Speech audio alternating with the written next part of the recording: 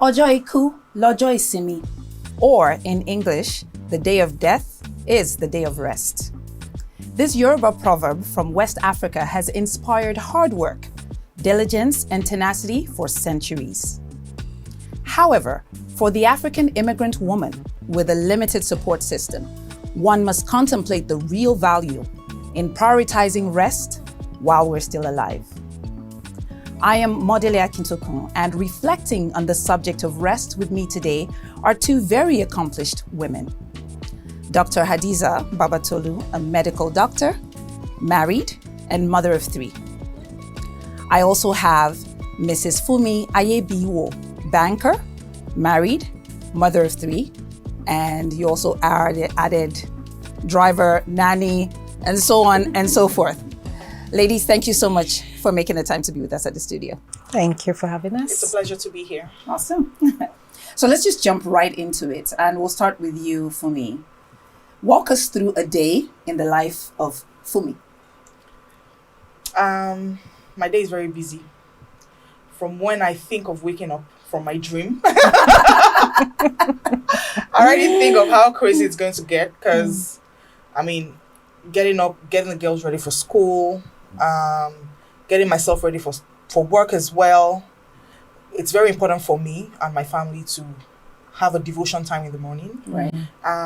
Making sure the kids are on time, their lunches are packed, making sure I get to work on time, and then up and down, trying to make sure my deliverables are on time, thinking about what we're going to have for dinner, making sure the kids are home. I missed my deliverables. I have this happened in school today. Can I have this? Can we do that?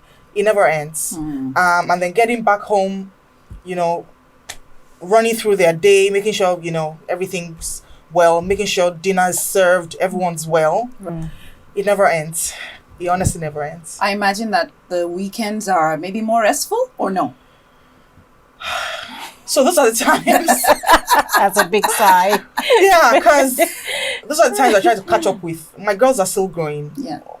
We need to talk about some part of the week, like we need to run through puberty. We're at that age. It never ends. Sometimes I work on Saturdays.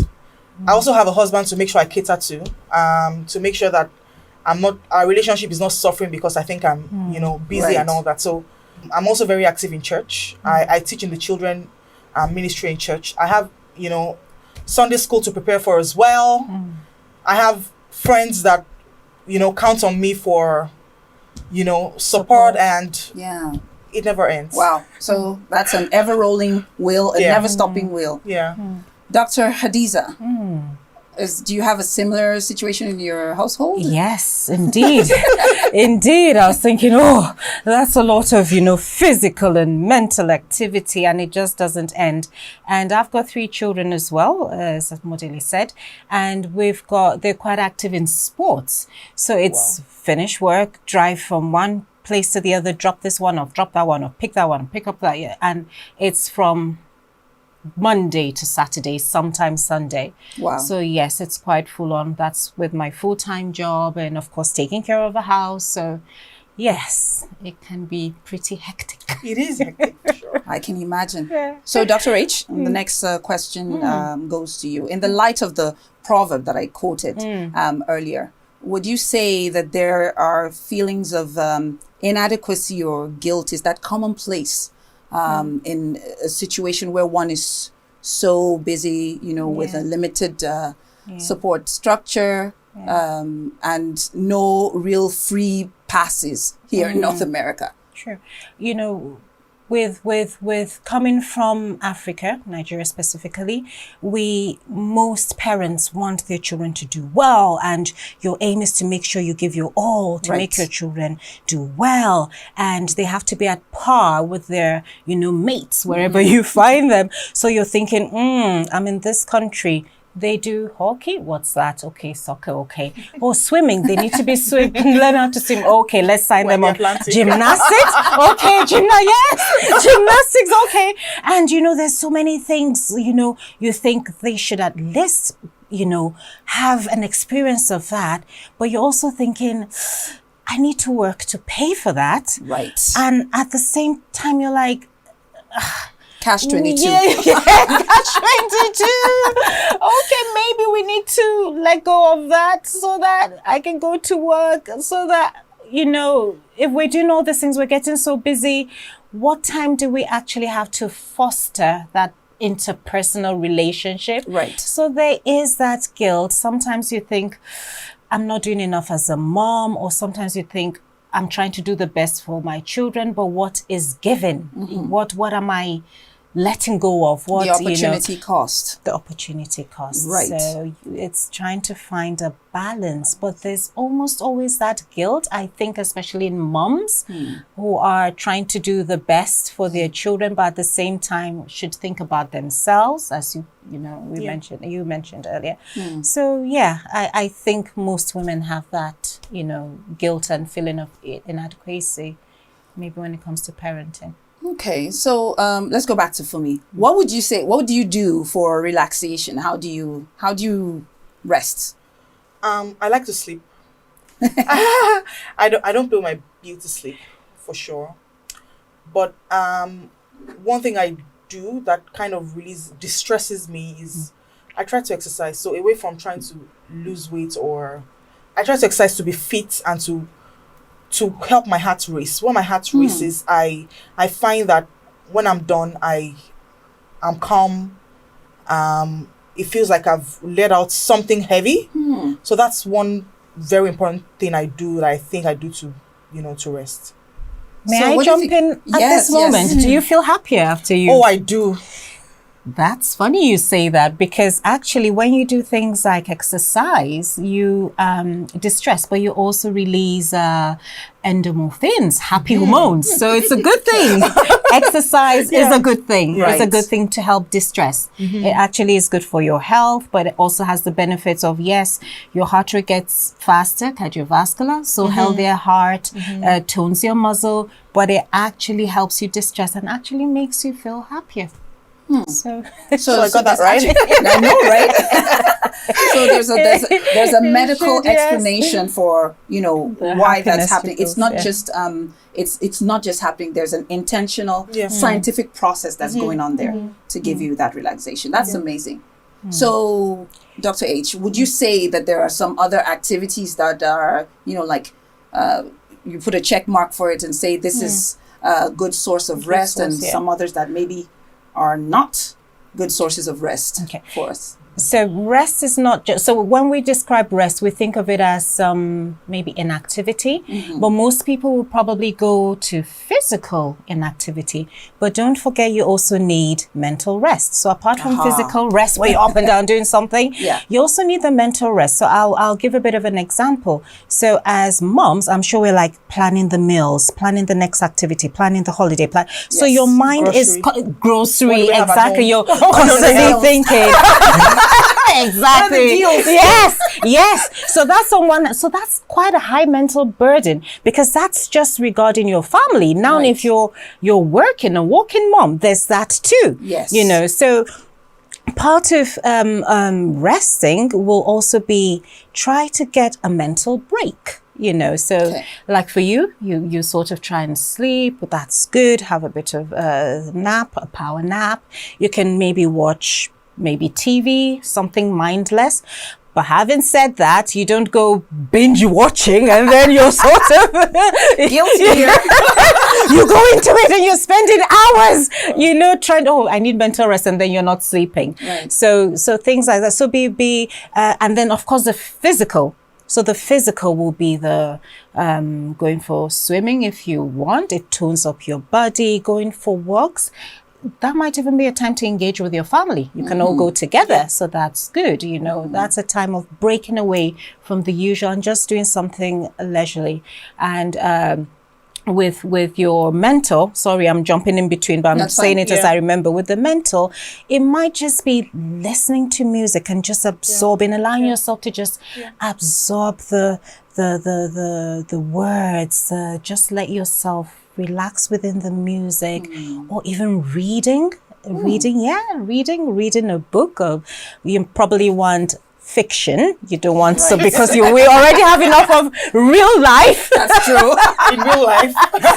Yeah. You know, just So something that would just break the pattern for you and just give you like an escape route. Right. You know, something like that would be good. But with all things, in moderation is good, because if you even go for the exercise and there's too much of that, it can do more harm than good. Okay. For instance, if you're losing so much weight, you go beyond a certain weight level, that might not be too healthy. Right. Or your mind just gets, engrossed in a certain activity. I have to do it. Okay. So we need to do things in moderation.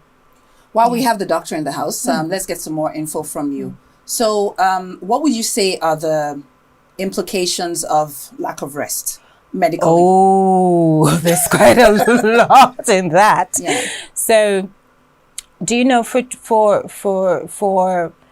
it can actually affect your mental health, because if you don't rest, you don't get that break to reset, to be restored, to be revived, and high stress can actually release a hormone, cortisol, a hormone called cortisol in the body that can actually make you, because of the stress you eat a bit more, you gain weight. So that's just an aspect, which is an example I'm giving. So lack of rest can actually cause weight gain. Lack of rest can cause really bad mental health. You're low in mood, you're tired, you get irritable, you can't think clearly. Lack of rest can make you make really wrong decisions, actually. And it can affect relationships, if you don't get that rest and clear thinking and things like that. Sounds like we need to apply some caution there for sure. Yeah. We hear this phrase often. Laughter is the best medicine. Oh, yes. Can you interpret for us in medical terms, two social terms, why people would say that?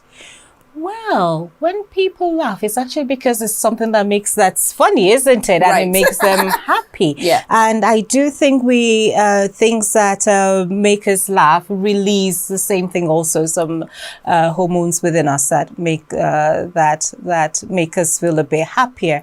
And a happy person actually achieves more. A happy person actually achieves more. You tend to be kinder. You tend to see things a bit more optimistically. You're more able to say, actually, I can do this. Or, this doesn't seem right. This, you sort of see things Some a bit clarity. clearer. Yes, I think it gives some clarity to people. The opposite of it is, of course, if you're sad, you can't see the wood for the trees. It's a bit difficult to manage. And in fact, because we're talking about rest and exercise, and if you're sad, Right. it's unlikely that you'd want to get up to do something for yourself, is it? You have a point there. And motivate yourself to do Yes. stuff. So yeah. That's true, because I know that at times when I feel exhausted, I do experience that Yes. low mood, and once that happens, I just don't want to get out of bed. I just don't want to get out of bed. You're less motivated Exactly. And then you're do stuff. thinking, you're worrying. Yes. You have a lot on your mind. Right. Vicious cycle, isn't Yeah. it? And there's Yes. nowhere to- Yes. Yeah. So be happy. Do what makes you happy, I think is what I'm hearing, and find reasons to laugh. Yes. And Yes. while we're on the subject of laughter, one of the things that Fumi did not share with you is that she is an event planner. And I know that you are planning an event that's sure to make us laugh, a comedy show sometime later in the month. Can you tell us a bit about that? Sure. So it's called Halifax Must Laugh. Halifax Must Laugh. Do you hear that, people? We must laugh. We have to laugh. I mean, one of the other things I do to rest is to hang out with my friends, and I'm a big time jester. I laugh a lot. That's So good to know. it will be very funny for you to be around me and then we're not laughing. I mean, what are we doing? So you're making intentional effort it's- to be around your friends. Exactly. And create And that atmosphere. Yeah. So Halifax Must Laugh is one of its kind. It's never happened on this side of North America before, I don't think. Okay. So it's just an event that we're putting together to bring people together on Sunday evening, 14th of May. 40. to just come and relax, have fun, clean comedy, clean jokes. It's and it promises to be fun. We've put in so much time and energy to planning, finding a place to make sure everyone is comfortable. So go get your tickets. We've been advertising on most of the social media platforms. Okay. Hopefully you get your ticket before it sells out, and just purchase the tickets as quickly as you can. Awesome. Yeah. Where is the event venue? It's in St. Luke's. It's right in Upper Tantallon. It's quite accessible. Okay. Parking space, Okay. convenient. Yeah. So you've heard it, folks.